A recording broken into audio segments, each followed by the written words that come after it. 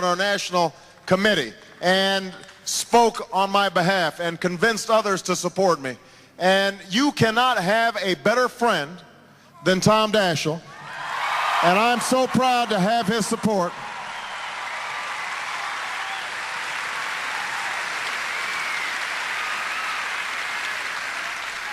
Now, I have to tell you that when I announced 15 months ago, there were some people who asked me, Barack, you're a relatively young man. Why are you running this time? Why are you running so soon? You can afford to wait. That's what I was told. You can afford to wait. And I had to explain to people, well, I'm not running because I think it's my turn or because I think it's somehow owed to me. I'm running because of what Dr. King called the fierce urgency of now. The fierce urgency of now. Because I believe that there's such a thing as being too late. And I believe that hour is almost upon us. You think about what's going on here in Sioux Falls, but all across the country. Everywhere you go, people are struggling. People are struggling because over the last 7.5 years, even though the economy was growing, the average income of the average family has actually gone down by $1,000. Wages and incomes, when you factor in inflation, are actually lower than they were 7 years ago. At the same time as the costs of health care, the cost of gas, the cost of a gallon of milk, the cost of a college education have all gone up and up and up. And so what's happened is that it's harder and harder just to get by. People struggle at the end of the month trying to make ends meet. You've got 47 million people who don't have health insurance. And if they do have health insurance, if you've got health insurance, then you've seen your costs go up by as much as 78%. A lot of people were trying to make ends meet because they were borrowing against their home.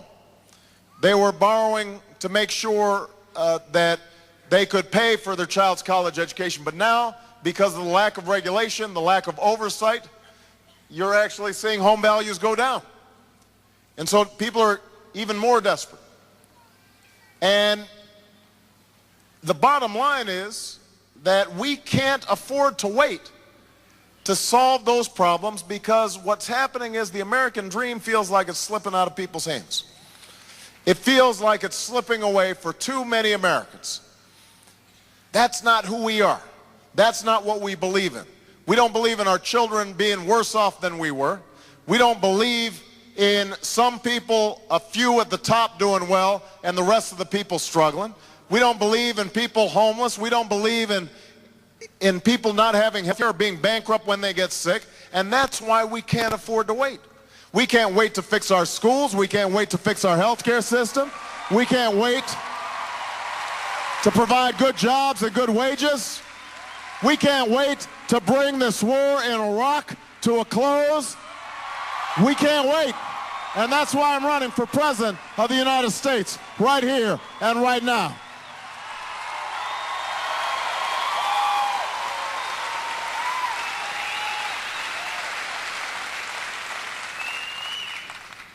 And the other reason I decided to run, not only did I think we couldn't afford to wait, but I thought that the American people were ready for change, that they wanted something different.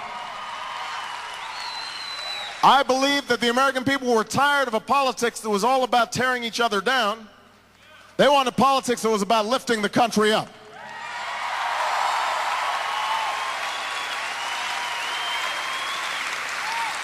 They were tired of a politics that was about spin and PR.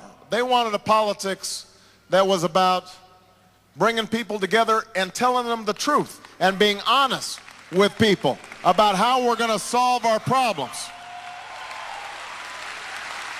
And most of all, I thought people were tired of being divided and distracted. You know, I got my start in public service working as a community organizer in the shadow of steel mills that had closed. in the south side of Chicago, and there were 3 communities: black community, white community, and a Latino community. And we formed an organization working with churches so that all the communities could work together to start bringing back jobs and to give job training to people. And I learned then that when people work together, when Americans work together, there's nothing we can't do, because we are a decent people and a hard-working people, ready to sacrifice for future generations. And so if all of us are together, black, white, Hispanic, Asian, Native American, young, old, rich, poor, yes, Democrat and Republican and independent, then there's no problem we can't solve, no destiny we cannot fulfill. That was the bet that I made 15 months ago.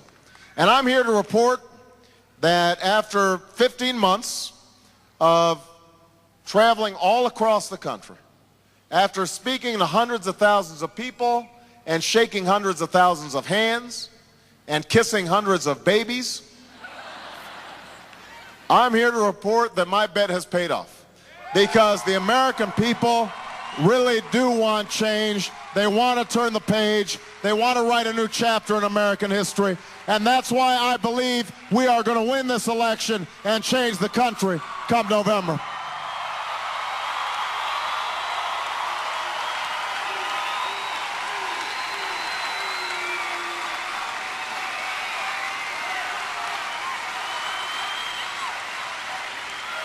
Now, here's the thing, though. Change is not going to be easy. And I know that change is, what do we got there? That's all right. No. Wait. Now, listen. Hold on a second. One of the things that happened is, we've been campaigning for a long time.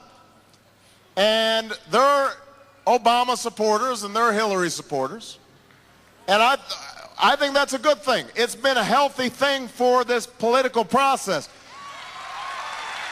And this is part of what is going to be important as we move forward. This is why change isn't easy, because people get bruised feelings. We've had a political contest. But let me tell you something. Those who are concerned about us being divided in November, let me tell you something. Whatever differences I may have with Senator Clinton, they pale in comparison to the differences we've got with John McCain.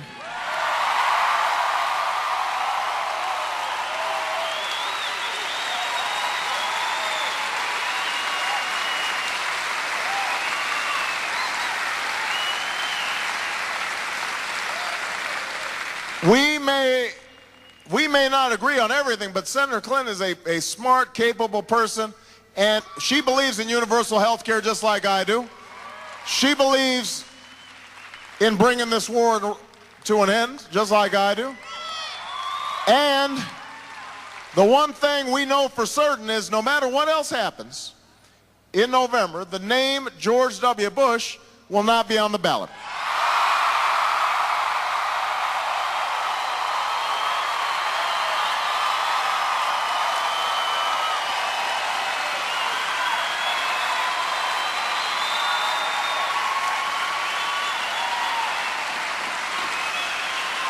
The name of my cousin, Dick Cheney, will not be on the ballot.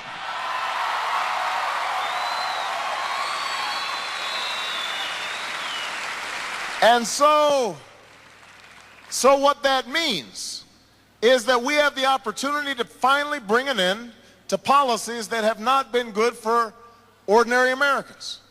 We don't need any more Katrina incompetence. We don't need warrantless wiretaps. We don't need tax cuts for the wealthy. We have a chance to bring those things to an end, but understand, John McCain is running for George Bush's third term. He wants to continue those policies for the next 4 years, and that's why we know we're going to be united. John McCain says that this war in Iraq is a success. And